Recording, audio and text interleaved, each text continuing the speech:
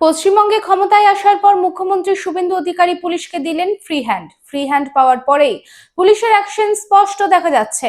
সন্ত্রাস, তোলাবাজি, দুর্নীতি এবং সাধারণ মানুষের উপর অত্যাচার অভিযুক্ত তৃণমূল কংগ্রেস নেতাদের একের পর এক গ্রেপ্তার করা হচ্ছে। অন্ডাল পুলিশ এবার গ্রেপ্তার করলো অন্ডাল ব্লকের ছোড়া গ্রাম পঞ্চায়েতের তৃণমূল কংগ্রেস প্রধান রামচরিত পাসওয়ানকে। তৃণমূল কংগ্রেসের শাসনকালে রামচরিত পাসওয়ানের এলাকায় ছিল এক ছত্ররাজ।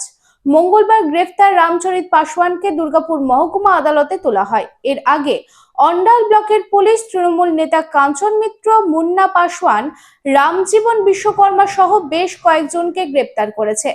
পালা বদলের পর অন্ডাল ব্লকে একের পর এক তৃণমূল নেতা গ্রেপ্তারের ঘটনায় রীতিমতো চাঞ্চল্য ছড়িয়েছে শিল্পাঞ্চল জুড়ে।